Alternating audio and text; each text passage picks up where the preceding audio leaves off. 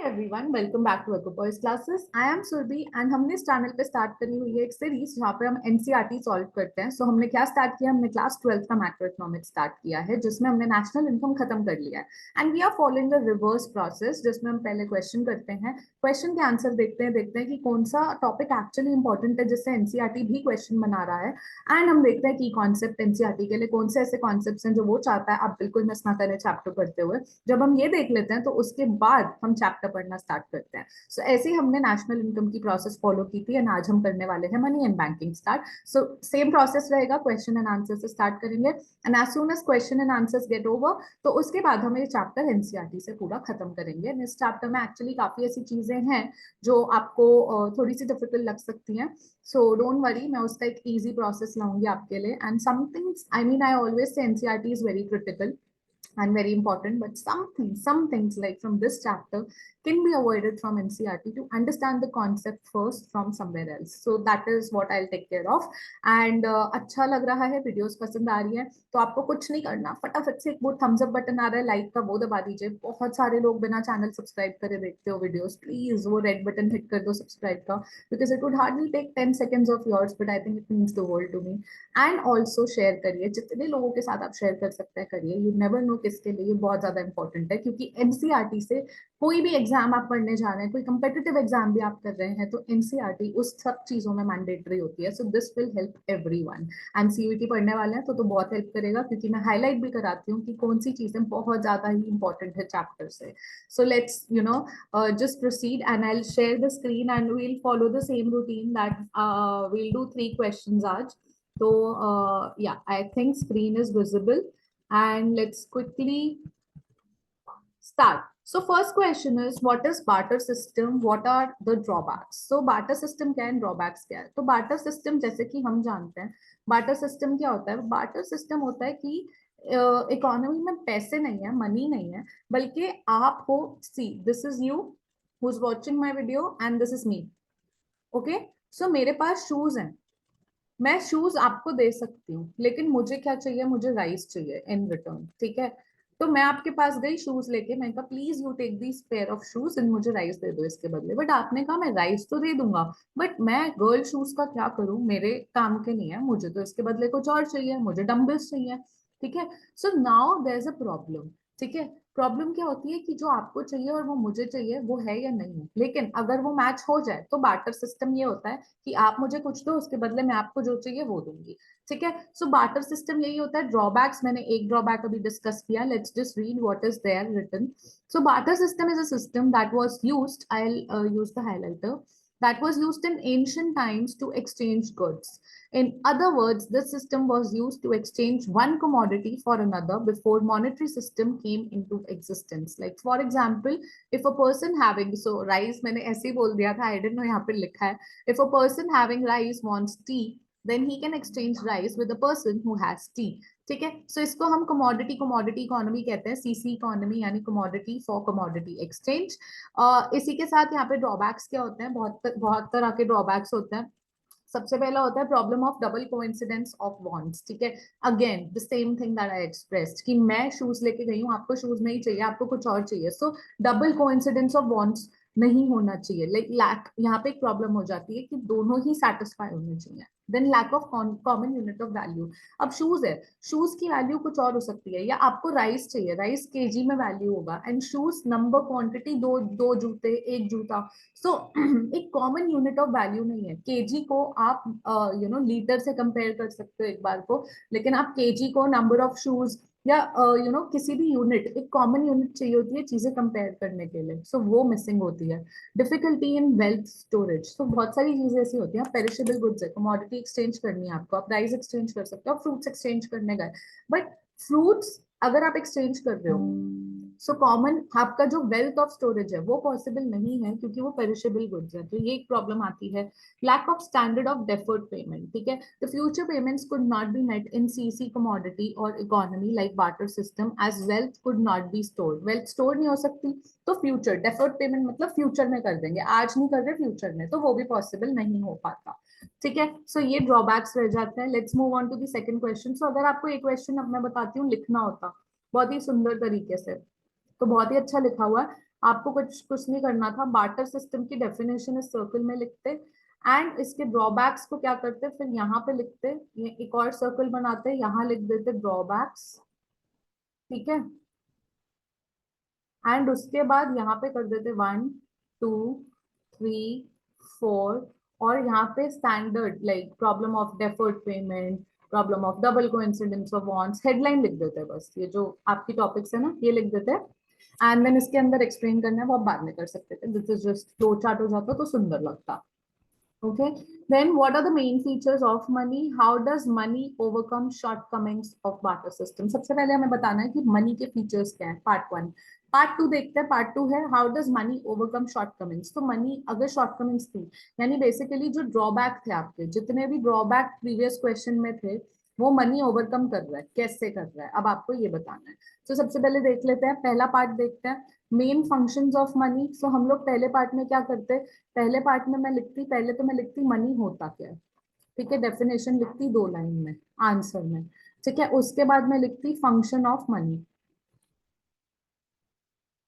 ठीक है, function of money करके अगेन मैं यहाँ पे एरोस डाल के फंक्शन ऑफ मनी लिखती कि मीडियम ऑफ एक्सचेंज है, ठीक है, एक्सचेंज हो सकता है, यूनिट ऑफ वैल्यू है, कॉमन यूनिट देती है, शूज का पैसा, शूज कितने पैसे का है, कितने रुपीस का है, एंड राइस कितने रुपीस का है, कॉमन यूनिट ऑफ वैल्यू है, स्टोर ऑफ वैल्यू है, you can store the wealth, you can store the money, and इसी मनी को फिर क्योंकि आप स्टोर कर सकते हो तो आप फ्यूचर पेमेंट के लिए भी यूज कर सकते हो, ठीक है। Then second part again, money overcome shortcoming in following manner. तो मनी सारी प्रॉब्लम सॉल्व करता है, जो जो ड्रॉबैक थे वो प्रॉब्लम सॉल्व करता है। सो आपको क्या लिखना है, money solving problem of barter. अब आप चेंज करने के लिए पैटर्न क्या कर सकते हो, यहाँ पे एक वो बना सकते हो, 1 पॉइंट 2 पॉइंट 3 पॉइंट 4 पॉइंट, और इसको बबल में डाल सकते हो। And how is money solving the problem, money solve करता है डबल कोइंसिडेंस ऑफ वांट्स की प्रॉब्लम, क्योंकि आपके पास कुछ भी आप पैसे तो ले ही लोगे और बाद में खरीद लोगे जो आपको चाहिए। देन यू नो क्या सॉल्व करता है, common unit of value. Then perishable goods होते थे बार्टर सिस्टम में, तो स्टोर नहीं हो पाते थे, ये स्टोर हो सकता है, पेरिशेबल एंड फ्यूचर पेमेंट के लिए यूज हो सकता है, that's the one thing. Then let's move on to the final question of the day, which is what is transaction demand for money? How is it related to value of transactions over a specific period of time? So transaction demand क्या होता है? सबसे पहले demand of money, इंसान ना पैसा demand करता है 3 रीजंस की वजह से, मैं मेन 4 रीजंस बता रही हूँ, इसमें से एनसीईआरटी में 2 ही स्पेसिफाइड है। 3 डिमांड होती है, सबसे पहले transaction, day to day transaction जो मुझे करनी है ना, मैं इस वजह से पैसा अपने घर में रखूंगी, या फिर स्पेक्यूलेटिव मोटिव। स्पेक्यूलेटिव मोटिव होता है, ट्रांजैक्शन मोटिव होता है, स्पेक्यूलेटिव मोटिव होता है। ये होता है कि बैंक में इंटरेस्ट रेट कम या ज्यादा मिल रहा है, बॉन्ड्स में ज्यादा या कम मिलेगा, क्या मिलेगा, कब क्या ज्यादा कम हो सकता है, तो उस बेसिस पे स्पेक्यूलेशन के लिए मैं कुछ पैसा रखती हूँ। फाइनल होता है प्रिकॉशनरी, कोविड में जैसे आपने देखा था, लोग अपने घर में थोड़ा एक्स्ट्रा पैसा रख लेते हैं एज अ प्रिकॉशन, ठीक है, सो वो एक पॉसिबिलिटी है।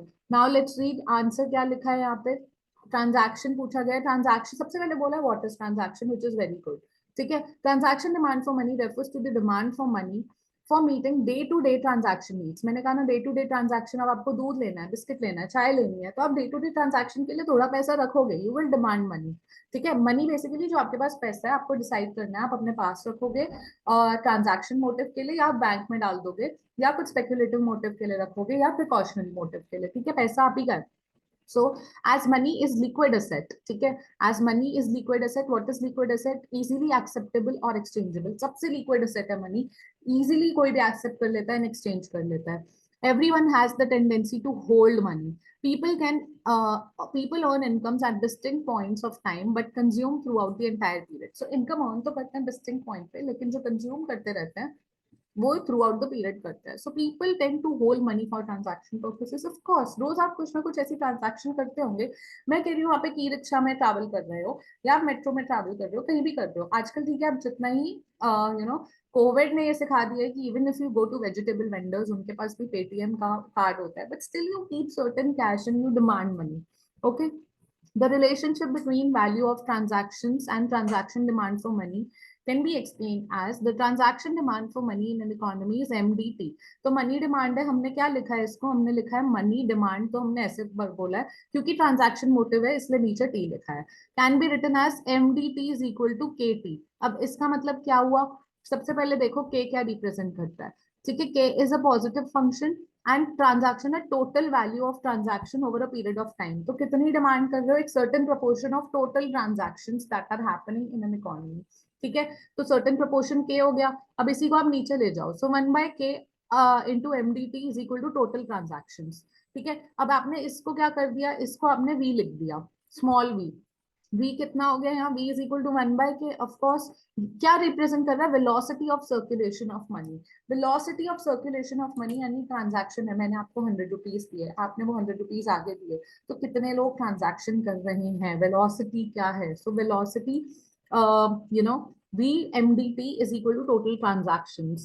So अब यहाँ पे MDT क्या है, stock of money people are willing to hold at a particular period of time. कितना hold करने को तैयार है into the velocity of money. So basically if you are ready to hold 100 rupees at this period of time and वो कितना velocity यानी circulate कितनी बार होगा इकोनॉमी में, 4 बार सर्कुलेट होगा 100 रुपए जो आप होल्ड कर रहे हो. आप ट्रांजैक्शन पर्पस है, मेरा आज का ट्रांजैक्शन पर्पस है, मुझे दूध और ब्रेड खरीदना है, मेरे लिए 100 रुपए काफी है. I am demanding 100 rupees. I want to hold stock of 100 rupees at this period of time. Particular period of time लिखा है यानी स्टॉक कॉन्सेप्ट है, स्टॉक कॉन्सेप्ट है. So particular period of time पे मुझे 100 रुपीज रखने हैं डे टू डे ट्रांजैक्शन के लिए. मैं 100 डिमांड कर रही हूँ, लेकिन वो 100 रुपीज क्या है, इकोनॉमी में कितनी बार सर्कुलेट करते हैं. मैंने दूध वाले को दिया, दूध वाले ने आगे किसी को देना था, उसने सब्जी ले ली, उसकी सब्जी वाले ने आगे दे दिया अपने घर पे. सो 4 बार वॉल्यूम है, जो 4 बार ट्रांजैक्शन होगी, 4 बार वो 100 रुपीज सर्कुलेट होंगे 4 लोगों में. ठीक है, मुझ में, आप में, एक वेजिटेबल वेंडर में, दूध वाले में, 4 लोगों में सर्कुलेट हो गए. तो टोटल ट्रांजैक्शन कितनी हुई इकोनॉमी में, टी क्या है, टी है total value of transaction in an economy over a period of time at this particular period. So you have to understand the difference. This is a flow concept now. ठीक है, over a period of time is a flow concept. हमने national income पढ़ते हुए भी करा था कि जो आपका ट्रांजैक्शन है total, that is flow concept. तो अब यहाँ पर क्या हो रहा है आपके फ्लो कॉन्सेप्ट में, आपको ये समझना है, फ्लो कॉन्सेप्ट में आपका टोटल ट्रांजैक्शन आ गया एंड अभी इस वक्त मैं 100 रुपीज होल्ड करने को तैयार हूँ at this period of time.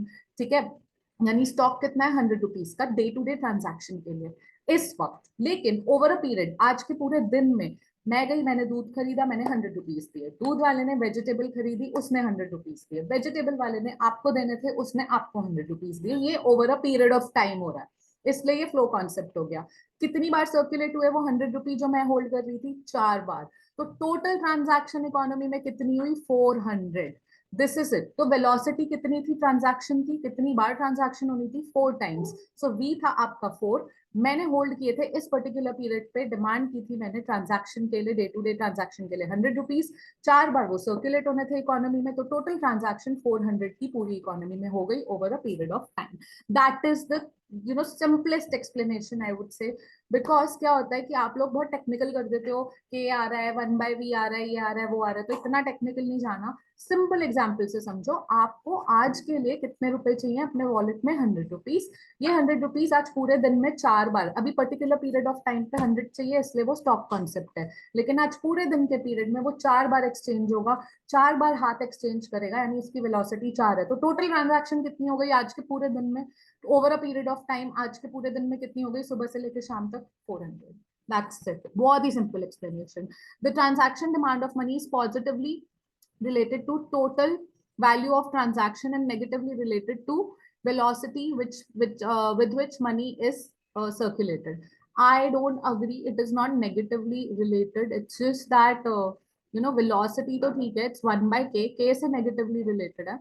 तो आपको सिंपल लैंग्वेज में समझना है, जितना आप ट्रांजैक्शन 100 रुपीज का कर रहे थे तो ट्रांजैक्शन डिमांड 400 थी, यही ट्रांजैक्शन 200 रुपीज का कर रहे होते और 4 बार हाथ एक्सचेंज कर रहा होता तो 800 की हो जाती. सो बस इतना डिफरेंस आना जरूरी है, बाकी दैट्स इट. पॉजिटिवली रिलेटेड है सिंपल लैंग्वेज में कि आप जितना ट्रांजैक्शन डिमांड, मनी डिमांड करेंगे फॉर ट्रांजैक्शन पर्पसेस, उतनी ही टोटल ट्रांजैक्शन बढ़ जाएगी.